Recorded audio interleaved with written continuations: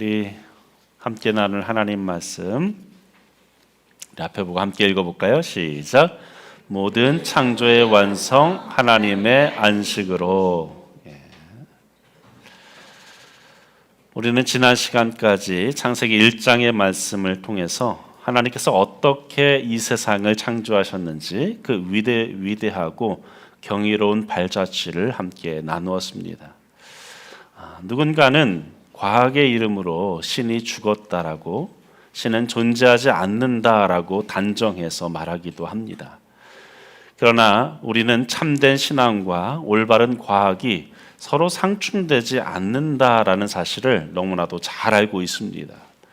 오히려 과학이 발달하면 발달할수록, 우주의 신비가 밝혀지면 밝혀질수록 하나님이 존재하실 수밖에 없다라는 증거가 우리 가운데 나타나고 있다라고 생각합니다. 도리어 성경에 대한 우리의 믿음은 그 과학으로 인해 더 견고해지고 더 구체화되어져야 한다는 것이죠. 천문학을 연구하는 과학자들 가운데 하나님의 창조를 믿는 이들이 적지 않게 많이 있습니다.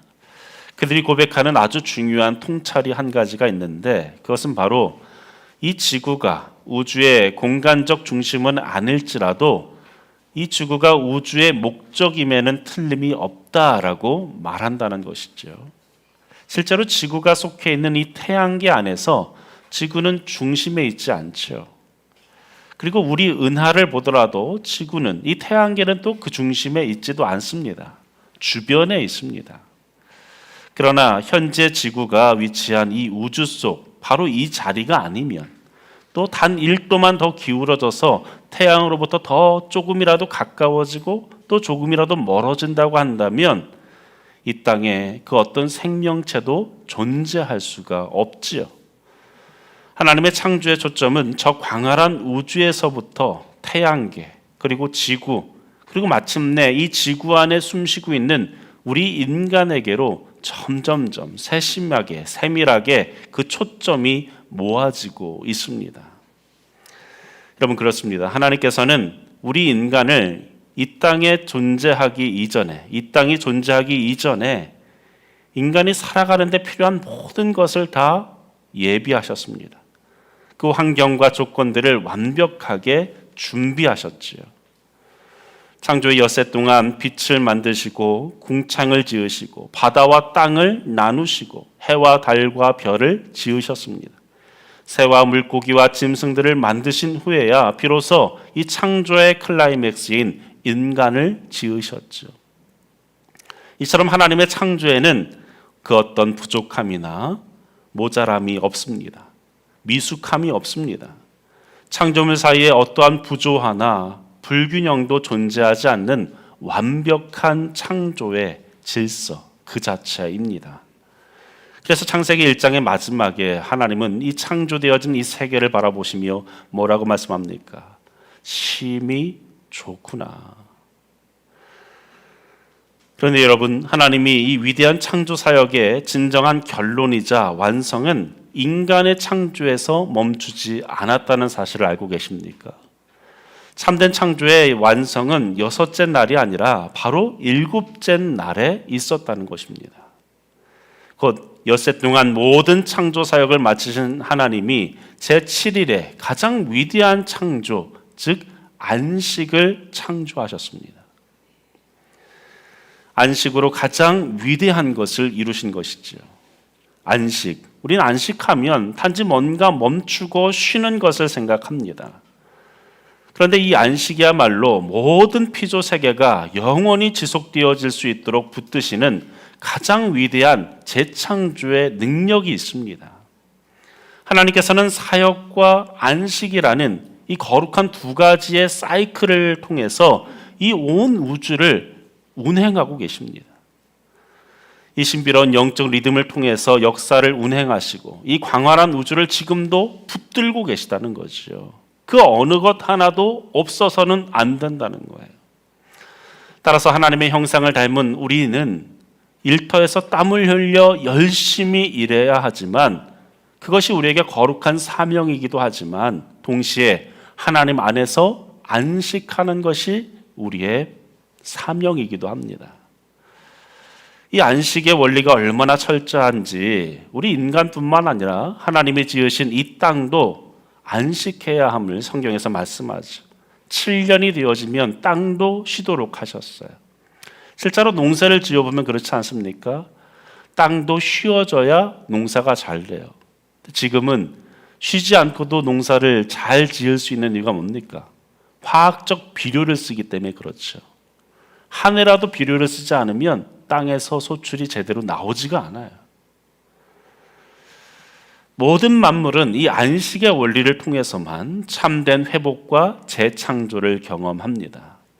성경은 이것이 세상을 온전히 운행하시는 하나님의 창조의 질서임을 분명하게 선포하십니다. 우리 1절과 2절의 말씀 다시 읽어볼까요? 시작. 천지와 만물이 다 이루어지니라. 하나님이 그가 하시던 일을 일곱째 날에 마치시니 그가 하시던 모든 일을 그치고 일곱째 날에 안식하시니라. 천지와 만물을 다 지으시고 일곱째 날이 되었을 때에 하나님은 창조를 멈추신 것이 아니라 또 다른 차원의 이 거룩한 창조를 계속해서 이어가셨다라고 말씀합니다.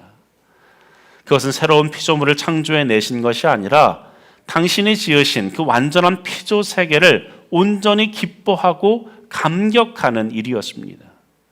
그러므로 인간된 우리에게 안식이란 무엇인가? 안식이라는 것은 하나님이 창조하신 이 위대한 능력과 지혜를 찬양하고 감상하는 것입니다.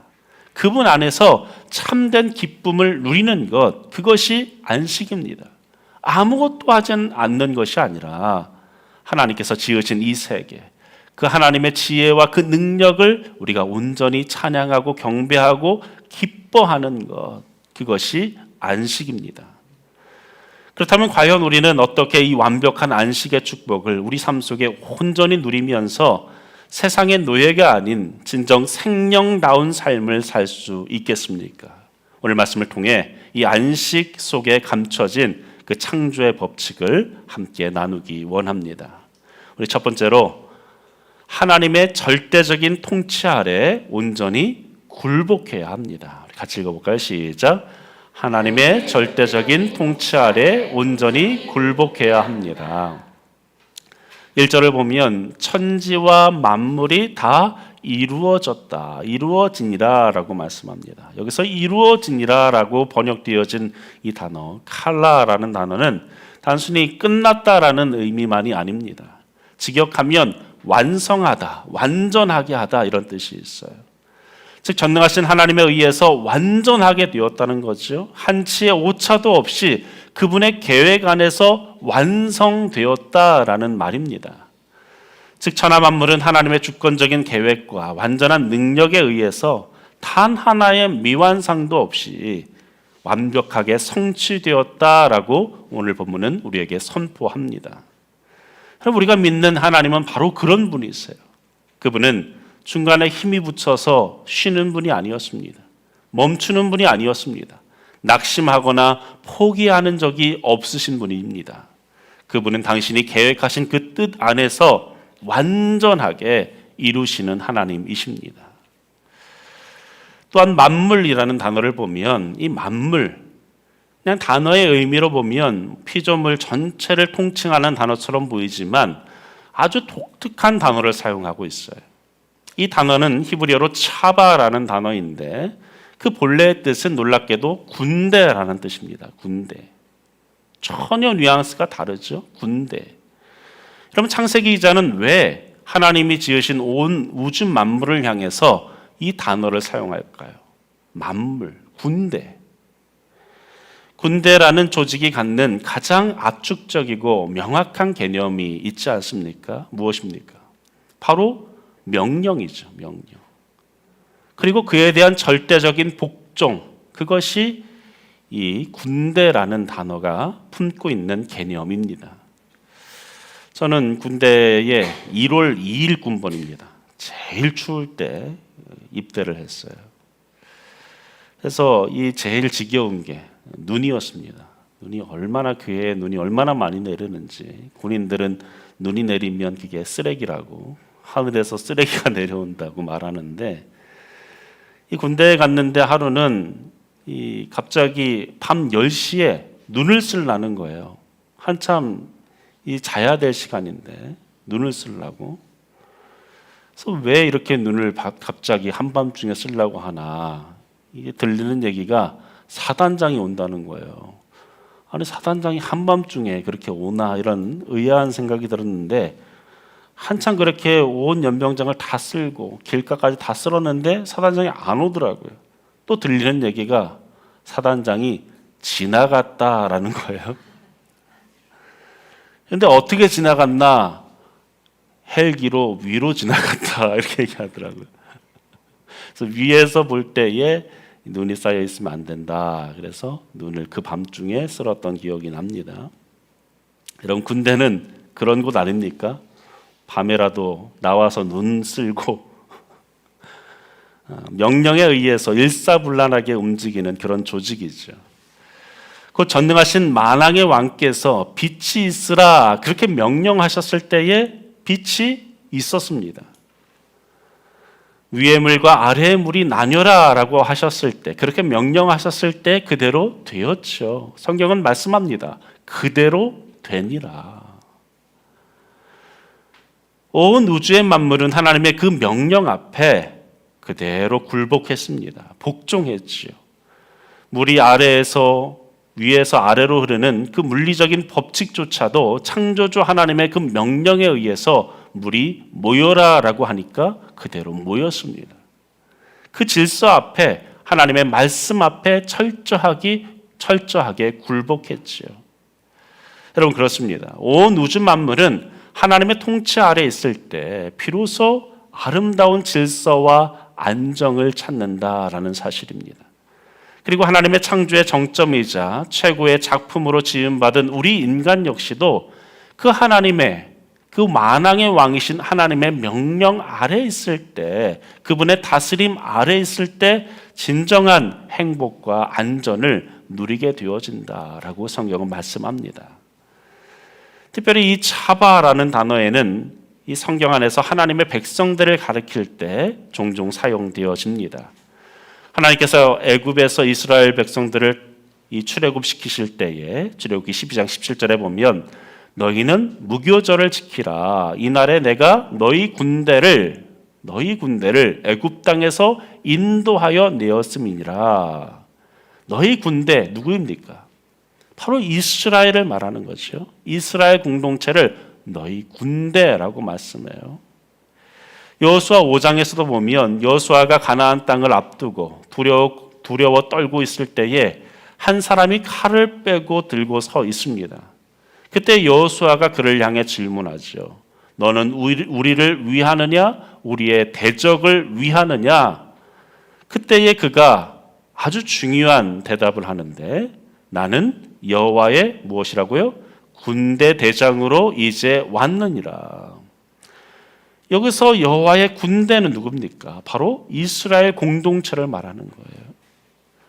이처럼 만물이라는 말은 정확하게 단어적인 의미로도 군대를 말합니다.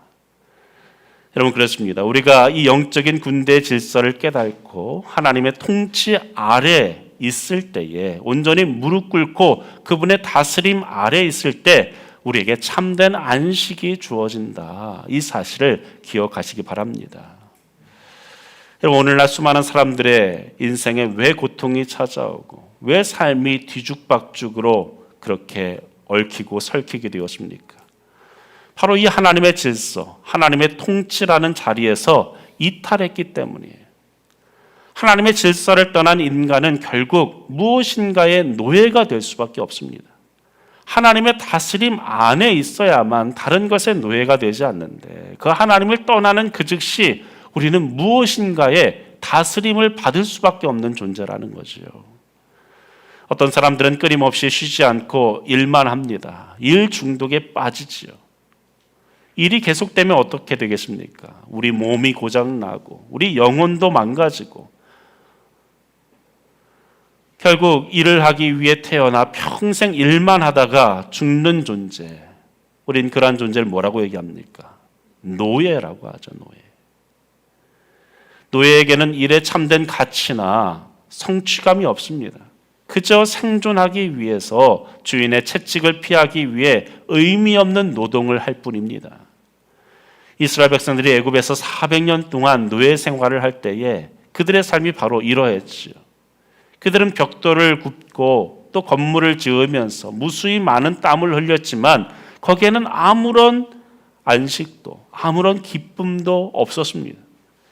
그래서 하나님은 그들을 그 일의 노예, 세상의 노예에서 건져내셔서 이제는 세상의 노예가 아니라 나에게 복종하며 나에게 예배하며 참된 안식을 누리며 살라고 그들을 출애굽시키셨지요. 오늘날 현대인들의 모습은 어떻습니까? 스스로 자유인이라고 자청하고 그렇게 말하지만 실상은 쉼이 없는 이 시대 아닙니까? 문명이 발달해서 너무나 편리한 것들이 많아졌지만 시대가 더욱 지날수록 사람들의 삶은 더욱 바빠져만 갑니다. 돈을 벌기 위해 다람쥐 쳇바퀴 돌리듯 살아가는 사람들, 혹은 쾌락과 명예의 정점에 서기 위해 무섭게 질주하는 사람들의 내면을 들여다보면 마치 애굽의 그 노예들과 다를 바 없다는 사실이죠. 사랑 여러분, 하나님께서 창조의 마지막에 우리에게 안식을 주신 것은 이 처절한 노예의 굴레에서 벗어나라라는 의미입니다. 안식을 누리는 사람은 더 이상 세상의 노예, 물질의 노예가 아니라 하나님의 자녀로서 그분 앞에 순복하며 살아가는 것입니다. 일주일 동안 치열하게 살아가다가도 세상 속에서 그렇게 살다가도 이 시간 이렇게 예배의 자리로 나와서 하나님 앞에 예배하는 것, 그것 자체가 우리에게 축복입니다. 세상의 모든 일을 멈추고 오직 하나님께만 집중하고 그 하나님만 바라보고 하나님만 생각하면서 그분과의 관계를 회복하는 이 자리, 이것이 바로 안식입니다. 저는 종종 그런 얘기를 들을 때 좀 답답할 때가 있어요. 목사님, 제가 좀 신앙에 침체가 왔습니다. 제가 좀 예배를 쉬어야겠어요. 저는 이해가 안 됩니다. 예배를 쉬는 게 어떻게 쉬는 겁니까? 내가 지치고 침체가 될수록 더 예배의 자리를 찾아야 됩니다. 이제까지 내가 주일 예배만 드렸던 사람이라고 한다면 그 안에서도 내가 충분히 만족하며 영적인 삶을 이어갈 수 있었다 할지라도 내가 침체되면 어떻게 됩니까? 수요일에도 나와야죠. 아침에도 나와야죠. 내 마음이 침체되어지고 지치면 더욱 예배의 자리를 사모하고 나와야 됩니다. 그것이 창조의 원리예요. 안식의 자리를 찾는 것 아니겠습니까? 자꾸만 세상 속에 있으면, 세상의 자리에 있으면 어찌 우리 영혼이 쉴 수 있겠습니까? 그래서 제가 목회하는 동안에 저한테 씨알도 안 먹히는 그 소리 하지 마세요. 제가 좀 예배 쉬겠습니다. 그 말 자체는 오롯이 교회에서 통하지 않습니다. 쉬고 싶습니다라고 하는 분들은 더욱 예배를 사모하시기를 간절히 축원합니다. 축원합니다. 네. 안식을 통해서 우리는 일의 노예에서 해방되어지고 하나님이 만드신 아름다운 세상을 향유하고 기뻐하면서 즐기는 참된 자유인의 삶을 회복하게 됨을 잊지 말아야 합니다. 둘째로, 우리를 위해 지금도 일하시는 하나님의 은혜를 신뢰해야 합니다. 같이 읽어볼까요? 시작. 우리를 위해 지금도 일하시는 하나님의 은혜를 신뢰해야 합니다. 우리는 흔히 하나님께서 엿새 동안 천지를 창조하시고 일곱째 날에 그냥 아무것도 하지 않고 쉬셨다, 이렇게 생각하는 경향이 있습니다. 그러나 오늘 2절 말씀을 주목해 보세요. 하나님이 그가 하시던 일을 일곱째 날에 마치시니 그가 하시던 모든 일을 그치고 일곱째 날에 안식하시니라. 성경은 분명하게 하나님이 하시던 일을 마치신 날이 여섯째 날이라고 말하지 않습니다. 마치신 날이 일곱째 날이라고, 그 창조의 사역이 일곱째 날에 끝났다라고 분명히 말씀합니다. 이 구절을 두고 사실 학자들 안에서 의견이 분분합니다. 그래서 어떤 번역본에 보면 여섯째 날에 마치셨다, 이렇게 번역하는 번역본들도 있어요. 새번역 성경이 그렇습니다. 표준 새번역, 공동 번역, 이런 번역서들은 그렇게 번역을 하고 있어요. 그들의 주장은 70인령을 사용하고 다른 번역본을 의미상으로 그렇게 해석하려고 하는 것인데, 구약 성경의 이 본질이 되어지는 다른 번역본, 그 원본들에 의하면 다 일곱째 날로 명확하게 쓰고 있습니다. 개역 성경은 그런 면에서 아주 바르게 해석하고 있는 거죠. 정확하게 일곱째 날에 마치셨다, 이렇게 원문에 가르치고 있습니다. 그렇다면 이것은 무엇을 의미하는가? 여섯째 날까지 하나님은 물리적인 우주와 만물을 창조하셨다고 한다면, 일곱째 날은 다른 창조를 하셨는데 그 창조가 무엇인가? 바로 영적인 질서를 창조하신 거예요. 첫째 날부터 여섯째 날까지 우리 눈에 보여지는 그 물리적인 것들, 그 법칙들, 그 원리들, 그것들을 첫째 날부터 여섯째 날까지 창조하셨다고 한다면, 일곱째 날에는 우리 눈에 보이지 않는 그 영적인 질서를 창조하셨습니다. 즉 안식을 창조하심으로 인해 당신의 사역을 온전히 완성하셨습니다. 요한복음 5장에 보면 예수님께서 안식일에 38년 된 병자를 고쳐주시는 장면이 나옵니다. 유대인들이 예수님이 그 안식일에 그를 고쳐줬다라는 이유로 비난하죠. 안식일의 규례를 범했다라는 거예요. 그때 예수님이 그들을 향해서 뭐라고 말씀합니까? 내 아버지께서 이제까지 일하시니 나도 일한다, 이렇게 말씀해요. 그럼 얼마나 놀라운 선언입니까? 창세기에서는 하나님이 일곱째 날에 안식하셨다, 이렇게 말씀하는데 하나님이 쉬신 적이 없다는 거예요.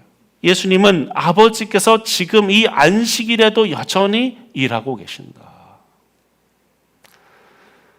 여러분, 하나님은 우주를 창조하시는 그 물리적인 사역은 멈추셨지만 죄로 말미암아 타락하고 망가진 그 영혼들을 다시 살리고 고치시고 회복시키시는 그 구원의 일을 안식일에도 쉬지 않고 계속하셨다라는 말씀입니다. 예수님께서 안식일에 병자를 고치신 것은 단순한 어떤 이적이 아니라 안식에 참된 주인이신 하나님께서 생명을 살리는 일을 하고 계심을 명확하게 보여주고 계신 거지요. 안식일에 해야 될 일은 무엇인가? 아무것도 안 하고 중단하는 것이 아니라 하나님께서 이 안식일에 과연 무엇을 하시는가? 그분이 아무것도 안 하고 그저 우리의 찬양과 예배만을 받으시는 것이 아니라 일하고 계시다는 거예요. 구원을 위하여 일하고 계시다는 거지요. 그러므로 이 일하심의 정점은 어디에 있습니까? 바로 골고다 언덕, 십자가에 있습니다. 예수님은 십자가 위에서 피 흘려 죽으시며 마지막에 뭐라 말씀하십니까? 다 이루었다라고 선언하셨습니다. 이 선언이야말로 창세기에 나오는 하나님이 창조의 일을 다 마치시고 난 이후에 마치셨다라고 하는 말과 정확히 맞닿아 있습니다. 여러분, 우리가 참된 안식을 누릴 수 있는 유일한 근거는 내가 남들보다 돈을 더 많이 벌었거나 내 노후가 완벽하게 준비되었기 때문이 아닙니다. 우리의 안식은 철저하게 하나님의 일하심에 있습니다. 그 하나님의 일하심 속에 있을 때에 우리는 온전한 안식을 누릴 수 있다는 것이요. 그럼 믿음의 조상 아브라함을 떠올려 보세요. 100세에 얻은 그 눈에 넣어도 아프지 않을 그 아들 이삭을 모리아 산에서 번제로 바치라는 그 하나님의 명령을 받습니다. 산으로 올라가는 길에 이삭이 번제할 어린 양이 어디 있습니까? 라고 물었을 때에 아브라함이 뭐라고 얘기합니까? 내 아들아, 번제할 어린 양은 하나님이 자기를 위하여 친히 준비하실 것이다.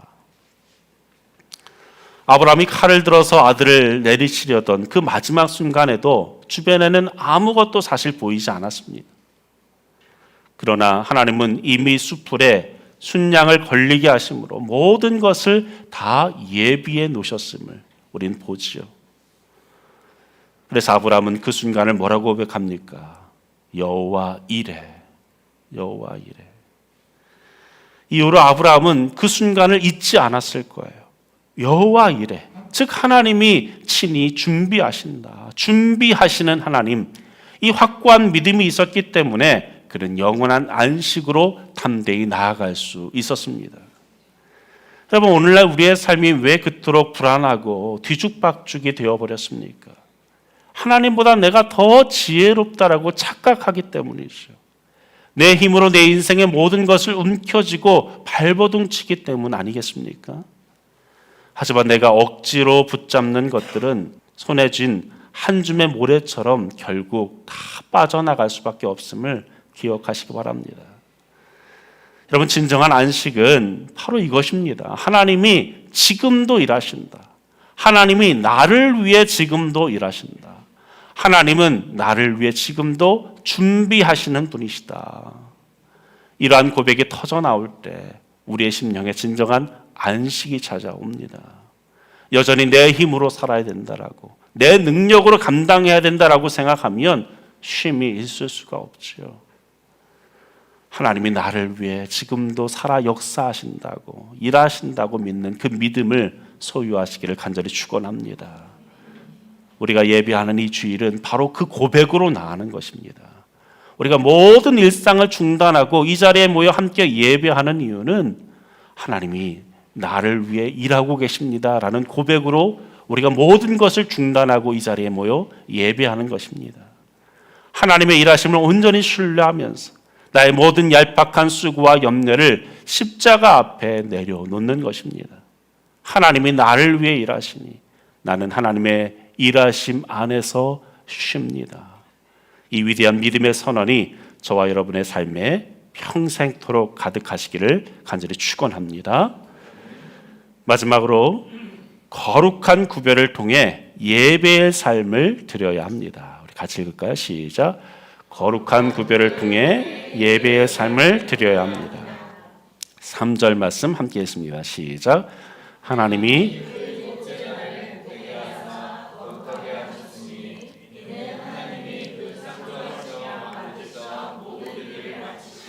그날에 안식하셨음이니라.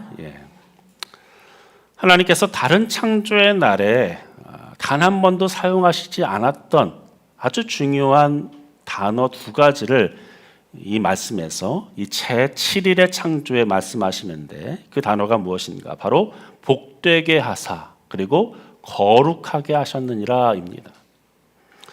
이 두 단어를 영적인 의미로 연결해 보면 우리는 참으로 놀라운 진리를 깨닫게 되어집니다. 이 세상에서 과연 어떤 사람이 진짜 복을 받은 사람입니까? 그것은 오직 하나님 안에서 거룩하게 구별되어진 사람, 그가 복된 사람입니다. 하나님께서 거룩하게 구별해서 부르신 사람, 그가 바로 복의 통로이고 하나님 특별하게 구별하신 그 시간을 소중히 여기는 자가 하늘의 신령한 축복을 소유하는 놀라운 은혜를 받게 되어집니다. 거듭 말씀드리지만 성경에서 말하는 복, 바라크는 단순히 이 세상의 물질적인 그 소유가 늘어나는 것을 말하지 않습니다. 무병장수를 의미하는 귀복적 단어가 결코 아니라는 거예요. 이 단어의 본질적인 뜻은 무릎을 꿇는다라는 뜻이죠. 거룩하신 그 하나님 앞에 경배드린다라는 뜻이에요. 만왕의 왕이신 그 하나님 앞에 무릎 꿇고 경배드리는 것. 오직 창조주 하나님 한 분만으로 인하여 그분을 기뻐하고 만족하는 것, 그것이 바로 거룩이라는 뜻입니다. 그러므로 인간이 누릴 수 있는 최고의 복은 무엇입니까? 나를 지으신 창조주 하나님의 그 다스림 안에서 그분께 예배하는 것입니다. 그분과 깊은 영적인 교제 속에서 하나님 한 분만으로 나는 충분합니다 라고 고백하는 자, 그가 진정한 예배자입니다. 또한 거룩하게 하셨다. 거룩이라는 단어도 늘 말씀드렸죠. 히브리어로 카다시라는 단어인데, 카다시라는 것은 구별하다 이런 뜻이 있어요. 구별하다. 그 더러운 것을 깨끗하게 씻어낸다 이런 말의 정도가 아니라 하나님의 소유로 온전히 구별해낸다. 이것이 바로 거룩이라는 뜻이에요. 거룩하게 하셨다. 이 카다시라는 거룩이라는 어원에서 이 구약의 성소와 성전을 뜻하는 미크다시라는 단어가 나왔어요. 그것이 구별되어진 곳 이런 뜻인 거죠. 성전은 구별되어진 곳. 여러분, 성소란 무엇입니까? 세상과 철저히 구별되어져서 하나님의 거룩한 영광이 머무는 공간 아닙니까? 하나님께서는 타락한 역사 속에서도 당신의 백성과 교제하기 위해서 그곳을 구별해 놓으셨어요. 특별히 세 가지 형태로 이 성소를 허락해 주셨는데, 맨 처음에는 하나님이 말씀으로 지으신 이 광활한 이 천지 만물, 자연 그 자체가 곧 성소였습니다. 시편의 수많은 아름다운 표현들을 보면 이 장엄한 우주가 하나님의 옷자락이요 그분의 발등상이며 살아계신 창조주께서 거하시는 거대한 성전이라고 밝힙니다. 그러나 이 세상은 어떻습니까? 인간의 타락과 죄악으로 말미암아 이 첫 번째 주어진 이 성소, 이 자연이 더러워지고 망가졌습니다. 폭력과 부패로 가득하게 되었지요. 그래서 하나님은 출애굽한 이스라엘 백성들을 광야로 이끄시고 모세를 통해 두 번째 성소를 허락하십니다. 곧 성막을 짓게 하시죠. 출애굽기 40장 33절에 보면 모세가 하나님의 말씀대로 성막의 모든 기물과 포장을 완성했을 때에 모세가 이같이 역사를 마치니라고 기록합니다.